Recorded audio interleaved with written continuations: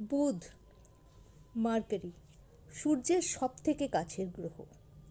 আর গতি যদি আমরা ধরি তাহলে দ্বিতীয়, চন্দ্রের পরেই বুধের গতিবেগ। ঠিক যেমন আমাদের মন চঞ্চল, মন খুব দ্রুত গতিতে ঘুরে বেড়ায়, ঠিক সেরকমই আমাদের বুদ্ধিও কিন্তু তেমনই দ্রুত বেগে যেতে পারে। বুধ আজকের আমাদের আলোচনার বিষয়বস্তু। মার্কারি বা বুধ সূর্যের সব থেকে কাছের গ্রহ। সূর্যকে চারপাশ করে ঘুরে বেড়ায় সারাক্ষণ। 88 দিনে, মোটামুটি 88 দিনে একবার সূর্যকে প্রদক্ষিণ করে। বুধ বলতে আমরা যেটা বুঝি সেটা হচ্ছে বুদ্ধি, আমাদের মননশীলতা, আমাদের যোগাযোগের মানে কমিউনিকেশন এবং বিভিন্ন ইনফরমেশন আমাদের ব্রেনে কিভাবে প্রসেস হয়, বিভিন্ন ইনফরমেশন, বিভিন্ন সাউন্ড, বিভিন্ন নলেজ, যেটা আমাদের ব্রেনে আমরা জুপিটারকে বলা হয় নলেজ, জ্ঞানের গ্রহ, কিন্তু বুধ হচ্ছে সেই জ্ঞানকে কিভাবে কাজে লাগাতে পারা যায়। বুধ হলো সেই গ্রহ। তো আমরা সমস্ত রকমের ইনফরমেশনকে নিয়ে আমাদের ব্রেনের মধ্যে প্রসেস করে তারপরে সেটাকে আমরা ইউজ করি। এটা হচ্ছে বুধ।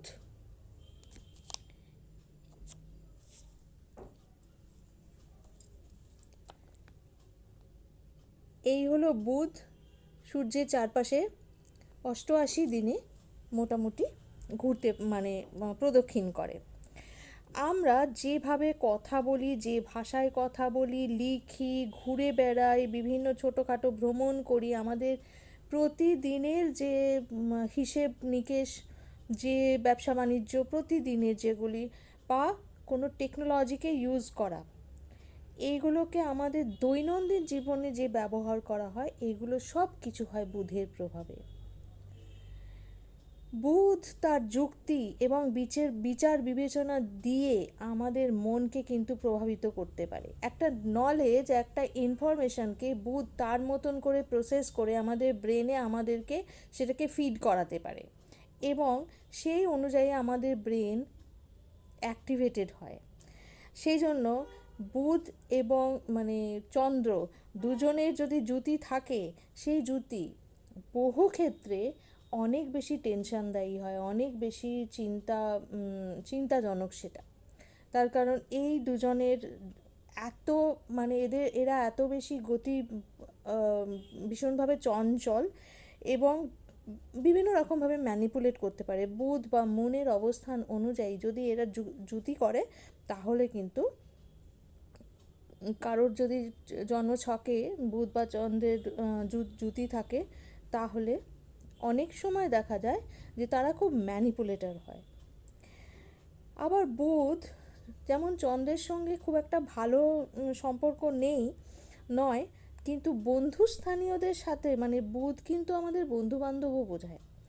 তো যেমন আমাদের বুদ্ধি হবে, যেমন আমাদের বিচার হবে, যেমন আমাদের চিন্তাধারা হবে, ঠিক সেরকমই আমাদের বন্ধু হবে। এবং বন্ধুরা আমাদের মতন করে কমিউনিকেট করে, অর্থাৎ সমমনস্করাই বন্ধু হয়। তো সেই কারণে বলা হয় বুধ যদি খারাপ অবস্থায় থাকে, তো অল্প বয়সে বলা হয় যে কাদের সঙ্গে মিশছে সেটা কিন্তু খুব ভীষণভাবে নজর রাখা দরকার। বুধ ব্যবসা বাণিজ্যের ক্ষেত্রে চুক্তি, সমঝোতা বা বিভিন্ন ডকুমেন্টস, এইসবের ক্ষেত্রেও বুধ ধরা হয়। যে কোনো কাজে ডকুমেন্টস হচ্ছে বুধ। আর ব্যবসা বাণিজ্যের ক্ষেত্রে সেলস পারসন, ভালো কমিউনিকেটর হওয়ার জন্য সেলস পারসনরা মার্কারি ওরিয়েন্টেড হয় এবং ফলে তাদের খুব স্বল্প ডিস্ট্যান্সে ভ্রমণও হতে পারে। আমরা জানি যে সেলস পারসন যারা হয় তাদের কিন্তু একটু আধটু অফিসের কাজে কর্মসূত্রে তাদেরকে বিভিন্ন জায়গায় ঘুরতে হয়। বুধকে বলা হয় লজিস্টিক কন্ট্রোলার। যখন আমরা ট্রান্সপোর্টেশনের ব্যবসা করি বা দেখা যায় পোর্টের ওখানে যে আহ, মানে মালপত্র যেটা লজিস্টিক্স গুলো, সেগুলো কিন্তু বুধের কাজ। শুক্র যেমন ব্যবসা বাণিজ্য দেখে, তেমনি বুধও ব্যবসা বাণিজ্যের এই কমিউনিকেশন বা সেলসের দিকটা দেখে। সেই জন্য বুধ এবং শুক্রের জুতি বেশিরভাগ ক্ষেত্রেই কিন্তু ভালো হয়। যদি না বুধ বা শুক্র কেউ নিচস্থ হয়ে যায়, সেক্ষেত্রে একটু অসুবিধে হয়। বুধের রাশি কোনগুলো? বুধের দুটো রাশি আছে, দুটো পোর্টফোলিও বুধের, সেটা হচ্ছে মিথুন এবং কন্যা। আর বুধের নক্ষত্র আছে তিনটে, যেমন হচ্ছে অশ্লেষা। অশ্লেষা হচ্ছে কর্কট রাশিতে পড়ে। জ্যেষ্ঠা সেটা হলো বৃশ্চিক রাশিতে পড়ছে, এবং রেবতী যেটি মীন রাশিতে পড়ছে। তো বুধের নক্ষত্র তিনটেই কিন্তু জলতত্ত্বের নক্ষত্র, জলতত্ত্বের রাশিতে পড়ছে। আচ্ছা, মিথুন রাশি এবং কন্যা রাশি এই দুটো কিন্তু আলাদা পোর্টফোলিও। মিথুন যেখানে জেমিনাই, যেখানে আমাদের কমিউনিকেশনটাকে দেখে কমিউনিকেটর হিসাবে, মানে সেলস পারসন হিসাবে বা ভ্রমণ বিলাস হিসাবে বা ব্লগার যারা খুব ভালো কথা বলতে পারে, তেমনি মানে যে বিজনেস কমিউনিকেটর যেটাকে আমরা বলি সেলস ওরিয়েন্টেড কাজ, এই সমস্ত কাজ হচ্ছে মিথুনের বুধ। কিন্তু কন্যার বুধ হচ্ছে ভীষণভাবে তারা কিন্তু খুব কি বলবো, খুব তাদের logical analysis, concentration level, analytical চিন্তাভাবনা, তারা খুঁটিনাটি বিষয়ে খুব বেশি নজর দেওয়া। এরা খুব কৌতূহলী হয়, এরা কৌতুক প্রিয়ও হয়, ভেরি কমিউনিকেটিভ হয়, এবং এদের এই কমিউনিকেটিভ স্কিলকে এরা কাজে লাগিয়ে এরা বিভিন্ন রকম কি বলবো, মডারেটর হতে পারে, বিভিন্ন জায়গায় অ্যাম্বাসেডর হতে পারে, ইন্টারন্যাশনাল ক্ষেত্রে অ্যাম্বাসেডর হতে পারে এরা। এবং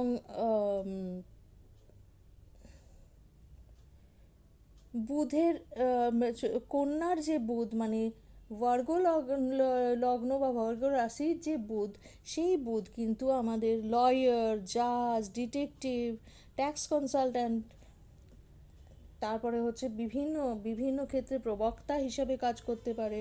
তারা খুব প্রাজ্ঞ হয় এবং এরা খুবই উচ্চ পদাধিকার মানে পদ প্রতিষ্ঠা পেতে পারে।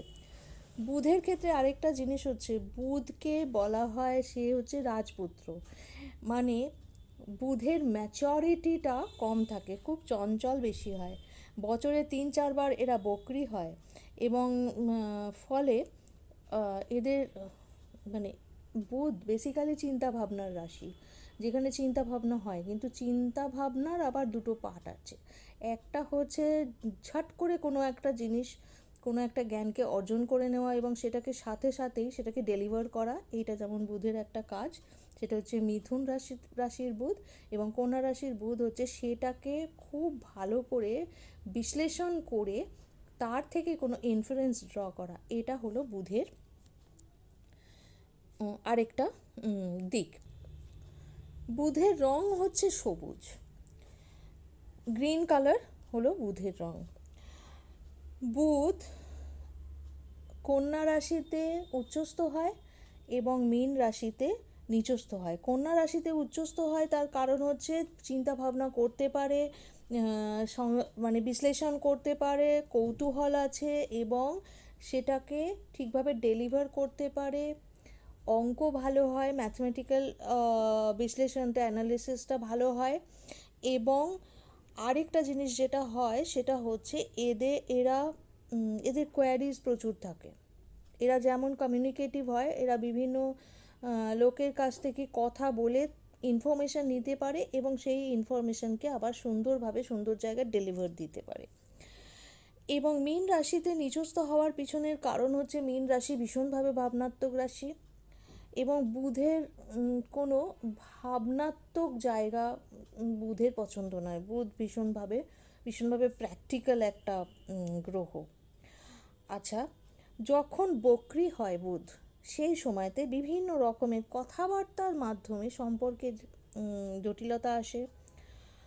ডেটা ডেটা স্টোর বা ডেটা, যে মানে আমাদের যে ইনফরমেশন, যে ইনফরমেটিভ ডেটা, এগুলো কিন্তু নথি সম্পর্কিত বিভিন্ন রকমের জটিলতা দেখতে পাওয়া যায় কাগজপত্র নিয়ে। মানুষের শরীরে বুধের জায়গা হচ্ছে আমাদের নিউরনস, ব্রেনের যে নার্ভগুলো সেইগুলো, আমাদের জিভ, আমাদের কণ্ঠস্বর, আমাদের কান এবং আমাদের লিম্বস, হাত পা, এগুলো নিয়ে।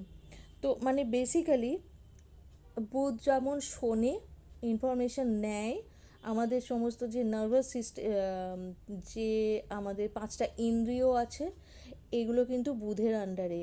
এরা ইনফরমেশন নেয়, ব্রেনে পাঠায় এবং ব্রেন থেকে অ্যানালাইসিস করে এরা সেই অনুযায়ী অ্যাকশন নেয়। সুতরাং বুধের এইগুলো হচ্ছে কাজ।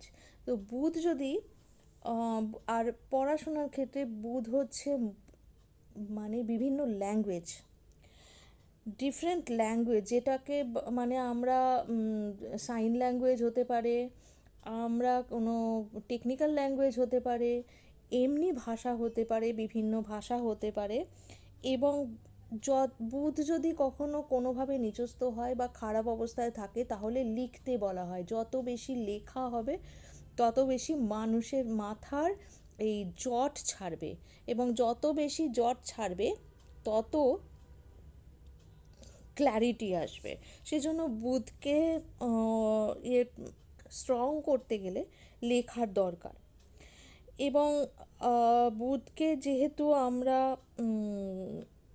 বুধের সঙ্গে অন্যান্য জ্যোতিগুলো, বুধকে বলা হয়, বুধও কিন্তু জেন্ডারহীন, মানে বুধের কোনো জেন্ডার হয় না। এটা কেন বলা হচ্ছে? তার কারণ হচ্ছে বুধ যখন যে গ্রহের সঙ্গে বসে, সেই গ্রহের ক্যারেক্টারিস্টিক্স, তার অ্যাট্রিবিউটস নিয়ে নেয় বুধ। তো সেই জন্য বুধ কিন্তু মানে বুধকে বলা হয় যে